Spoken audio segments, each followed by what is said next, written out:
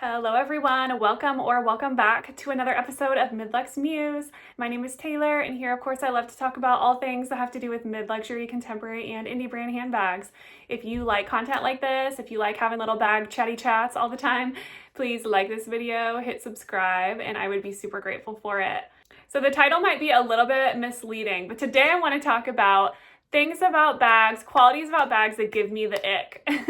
This video is going to be very lighthearted in nature, okay? So this is in no way, shape, or form attacking other brands for how they make or manufacture their bags. This is just all in good fun, right? Now, you might be wondering, what is the ick? Well, the ick, if you're not familiar with the term, is often used in dating. So when people are dating in this day and age, they might meet somebody who does something or has a trait that gives them the ick. And the ick is something that is just like, it's not a red flag. It's not necessarily something that is like to deter you from that person, but maybe it's something that you're kind of like, why you like that? Why do you do that? And it's very funny. It's a very funny term. I think some people can get like a little bit offended with it, but to me, it's a very funny term, right? Like, and it's not something that should necessarily deter you from being with that person, because we all are humans. We all do things that are like, sometimes.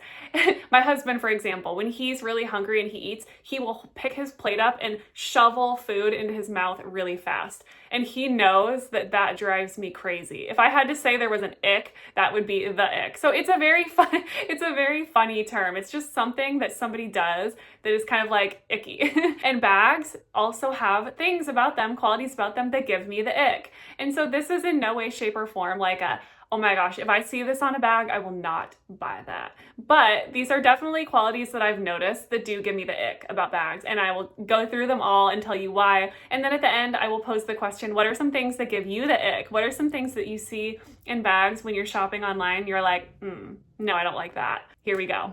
Okay, so the first thing with handbags that drives me crazy or gives me the ick is when a handbag brand or a handbag in general has raw edges, right? So when somebody finishes a bag, so I'm gonna grab my Milkman bag, for example. When there is a finished bag, I like a bag to have finished edges, right? So every seam right here, there you can see that it's black, it's finished, it's got what's called glazing. So this is something that it's taken me a long time to learn the names of all the different things and to be able to identify when I see certain bags, like things that I don't like and that I do like, and what those specific things are. But one thing that I've learned over a lot of time of shopping online and trying to find bags that I enjoy is that I have to have a bag with glazing. If there's no glazing on the bag and the edges of the leather is raw, that gives me the ick. For some reason, it just seems unfinished to me, right? And you can have a bag that, maybe there's no seam, like right here at the top of this bag. If this bag didn't have glazing on it, it would be raw leather and it would look very unfinished and very raw. And I personally just don't like that. I prefer my bags to have some stitching, right? There's some stitching here at the top of the bag. I like it to look finished and I like it to have the glazing. It just gives it a more beautiful finished appearance to your bag. And so that is one thing. Like I said, it's not like I've never bought a bag that has raw edges before. I certainly have. I've purchased, you might be familiar with these brands or you might not. Rough and Tumble, KMM & Co., Portland Leather Goods. These are all brands that don't use glazing or edge paint on their bags. And Rough and Tumble, I believe that I think what they do is they roll their edges over and sew them. So you don't see a lot of places that would require edge paint. But there are on specific bags, like where they sew their zippers, it's going to be raw leather. A lot of these brands, these are more basic type of construction bags. So you're not going to see a lot of excess details. And a lot of times, some of these companies are able to charge a little bit less because there's a little less that goes into constructing their bags, depending on the leather type and things like that. And I've had bags from all kinds of different companies, but I've just come to the realization over time that I really like a bag that feels more put together, because the truth of the matter is I don't always feel put together. Sometimes all I wear is a t-shirt and jeans. Sometimes I wear a t-shirt, jeans, dirty sneakers. Occasionally, if I'm going to like a doctor's appointment or something, I'll wear leggings. And sometimes I want my bag to pull me together because I don't have it together most days. So for that reason, edge paint missing on a bag gives me the ick, and I just can't get behind it. I just don't like it. Now, that's not to say that I will never ever buy a bag that doesn't have edge paint. Don't come for me in the comments and say, but Taylor, you said da da da da da. No. These are all just icks. These are all things I just don't necessarily like. None of these things I'm going to talk about today are 100% deal breakers one way or the other. These are just things that I'm able to identify right off the bat and help me make a decision one way or another on if I will make a purchase. And that doesn't mean I will never make a purchase, but they're just things for me. The other thing that gives me the ick when it comes to leather bags for me is stamped grained leather. So there's a difference, and I'll kind of describe what I'm talking about here because this is very hard to determine at times. So I do love a good grained leather bag, don't get me wrong. This is one of my favorite type of bags. You're gonna find it's going to be very durable. Even if you scratch it, you're not going to notice scratches quite as much. I have various different types of grained leather bags, right? So I have my Flaron, and there is a potential that this could be a stamped leather bag. I don't think it is because I do see some inconsistencies here, right? With like some wrinkling and things, some veining. So this leads me to think that this is a more full grain, tumbled type of grained leather. I don't think, just based on the way that this looks tumbled to me. You can't really see a perfect pattern with the grains here. And that is what I like about grained leather. I like something that is a little more natural looking, but still very chic and beautiful. Hermes does grained leather beautifully, definitely. Another example of a grained leather I like is this Tortorelle. Now this one is a lot less pronounced. So you can't see the grains as much, but they're definitely there. They remind me of another type of leather that Hermes uses, and it does come from an Hermes tannery, so it could be the same thing. Now, there's another type of stamped grained leather that I do like, and this is, again, another bag from RSVP that I will reference here. So this leather right here is definitely stamped, and it definitely has a very thick coating, some type of coating on this bag. I do like this. Even though it's not natural and it doesn't look like what a normal grain would ever look like on a bag, I like it because it's very scratch resistant, right? I'm sitting here scratching it with my nails right now and nothing. It's completely fine. There's nothing wrong with the bag. So this type of leather I also don't mind. This is stamped, this is artificial, but I like it because it's durable. It's a good like rainy day bag that you could possibly take out in the rain and wouldn't have to worry about it messing with the leather so much. It's very, very durable, and I love that.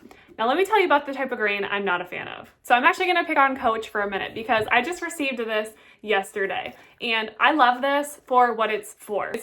This is not a purse, so if I were to have a bag in this entire leather, I don't know how I would feel about it. But this is what I mean by a stamped type of leather. You can see the grains all just look too perfect. This is not natural. To me, that doesn't look natural, and it's like very shiny, and you can just see kind of like the grains. I don't know. It looks fine, I would say, on camera. It actually looks fine in person too. And because of what the purpose is going to be used for, I don't mind it, and it's not going to matter. I'm using this for like an emergency med kit, right? This is actually pretty bougie for an emergency med kit for what I'm using it for. Now, but if I had a whole bag in this leather, I would carry a bag in this leather, but I would prefer not to. I would prefer it to be something either smooth leather or a heavy grained leather or a natural tumbled look. This is just a little bit too artificial for me, and it can give me the ick at times. Another thing about stamped artificial pebbled leather that can give me the ick is when the bag, and now I'm going to pick on a lot of companies right now, so watch out. But Hermes is one company that I have seen bags look nasty.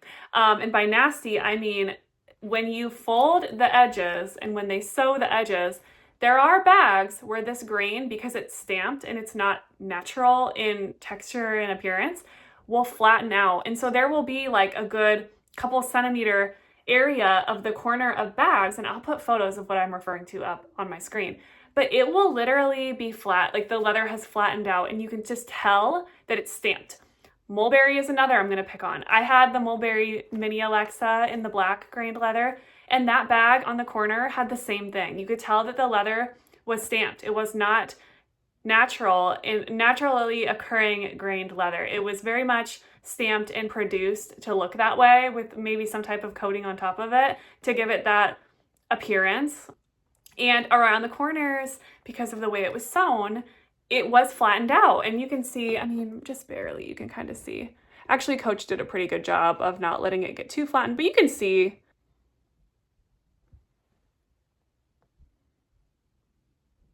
You can see that just barely, but it's not bad. It's really not bad on this. It's really not bad on this wristlet. It's fine. But that is one thing that does kind of drive me crazy. And I've seen very expensive brands do this.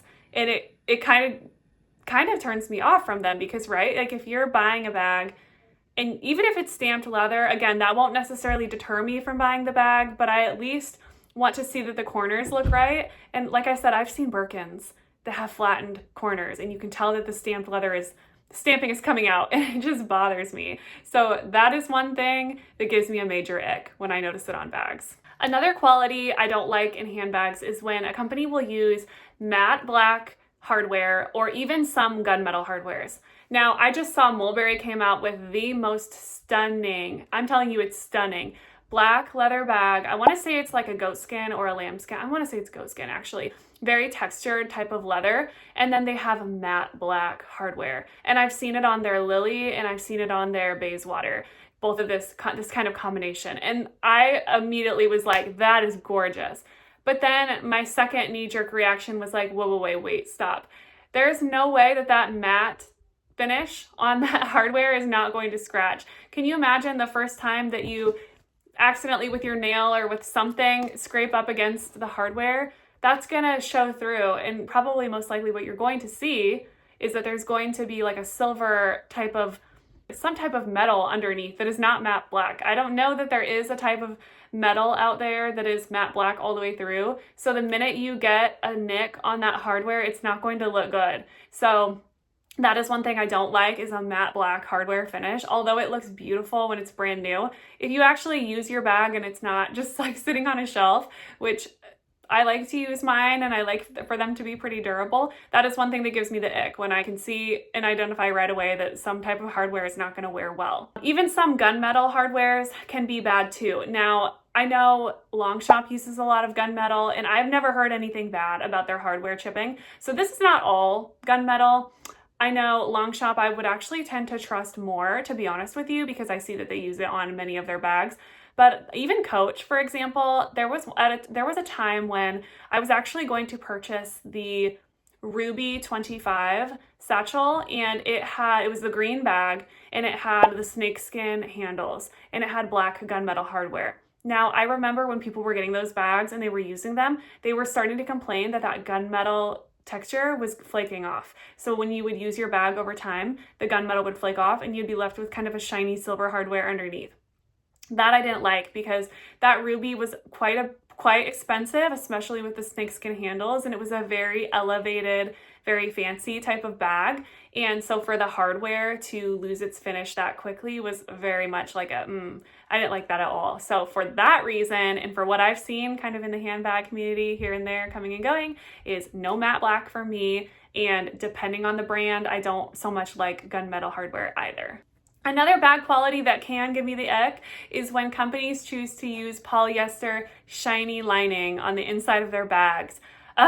It drives me crazy because a lot of times these bags are so beautiful on the outside and they use good hardwares and they use good quality craftsmanship on the outside and the leather is good and the stitching is good and the hardware is good. And then you open up the bag and there's like a polyester shiny type of lining on the inside that isn't even sewn down all the way. That gives me the ick. Now, I'm not going to harp too much because sometimes companies, like I think like Coach, for example, oops, I just knocked stuff on the floor. Coach, for example, this bag is polyester lining, I believe, right here in this bag. And I believe it's a recycled polyester and it's got Coachtopia sewn into it. And this bag, they did sew it down. So you can't, you're not gonna be able to pull the lining out, which is nice. So even though it's polyester lining, and I don't really so much usually like that, it's recycled polyester. So they are doing their due diligence to do better for the planet. So I'm not mad at it. And I'm not saying I will never buy a polyester lined bag, but I don't typically like it. at least they sewed it down and at least it's regenerative. So they did their, like I said, their due diligence to make sure they made choices for the environment that are overall better. So it's not a deal breaker, you guys. If I see polyester lining in a bag, I will take these factors into consideration. Is it regenerative? Did they sew it down to the bottom of the bag? That will matter. Now, polyester and cotton, I tend to like leather lined bags, but when you have a bag like this, I do like that it's lined with something. It's going to make the bag a lot more cleanable. And can you imagine, for example, if they had chose to do no lining on this bag, it would look all kinds of crazy, I would assume, on the inside with all of these, the back side of the patchwork. It would just kind of look messy. So I am very grateful that they did choose to line this with something, give it some, I'm assuming, some support structure materials in there as well. So I'm okay with it. Like I said, all of these things I'm saying are not deal breakers. These are just things that when I'm shopping for bags, sometimes do give me the ick and sometimes will sway me to not make a purchase.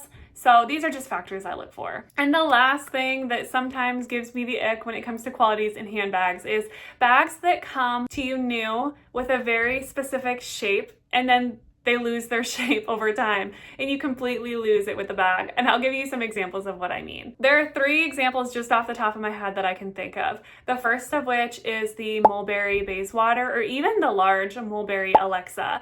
Those bags come in a beautiful shape. You can tell that they're sewn into like this very nice box kind of, I don't know, they just seem to have some structure to them. The way that they look on the website is very elevated. They all have the same shape. They're not a slouchy bag when they're shown on the website, not in the slightest. But then you see pictures on Instagram and on other platforms of people with their bags and with nothing in them or with just a few things in them. They're like a big puddle of leather and they just completely lose their shape. That I don't like. It's like, no, if you're going to have a bag that is a really beautiful shape and a very elevated shape like that, at least let it keep its shape, you know? But I know a lot of people like that. A lot of people actually, with these bigger bags, I think really prefer that slouch. And so that is part of the beauty for them. I can say the same thing with the Louis Vuitton Speedy. A lot of people, now that bag, that is very much a barrel kind of ductor shape bag. And it has a very specific shape to it that a lot of brands try to kind of recreate, like Coach with the ruby, or various brands have tried to kind of recreate the shape and bag. But for some reason with the Speedy, I see people with the Speedy, especially the very large size ones, that they just are so smushed. By the time they have all their stuff in them and they've used them for years and years, you can't even tell really what the bag is necessarily. I mean, you can a little bit, but they're such a puddle of just canvas, coated canvas, and it's hard to tell. It just loses its shape completely. And now some people love that, and I am not hating on that at all. If you love your bag to look like that and lose its shape, personally for me, if my bag comes sewn into a shape, I want it to retain its shape. So that drives me crazy. But there are people that will smush their brand new bags because they want them to have that just like doughy, goopy bag look, and I hate it. I don't know, it's just a personal preference. It's just me being me and me having my own preferences for bags. So this is, again, in no way saying I don't like these bags because they're bad or anything like that. Some people love that. Just for me, I'm like, no. Another example of this would be the Longchamp Le Pliage, right? So that bag, it comes in its shape. It's a nylon bag. It comes in its really nice little boat almost shape. It's narrower at the bottom and then it gets wider at the top. Well, if you don't have a bag insert in that bag, which it doesn't come with one, it doesn't come with a bag insert and it doesn't come with any support materials to support the shape of the bag. If you just carry that bag the way it looks, it reminds me of my baby's saggy diaper. If he's not changed very, very quickly, yeah, that's what it reminds me of. It just sags. Everything sags to the bottom of the bag and it looks like that. It gives that look and appearance to me. So I feel like for the Le Pliage bag, you almost kind of have to have an insert. Otherwise it does get that. Now, and that's the same thing goes with the Speedies. Some people do get an insert for their Speedies and it helps it hold that really nice barrel shape. And I love that. My friend Demi over at Demi Luxe, she has an insert for her Speedy. And so her Speedy has that very nice, beautiful shape. I don't believe that she likes for it to lose its shape. I think she likes the shape that it comes in, right? And I think a lot of people do. And so there's always solutions to these problems, of course, like to get an insert or to keep your bag stuffed so that they don't lose their shape over time.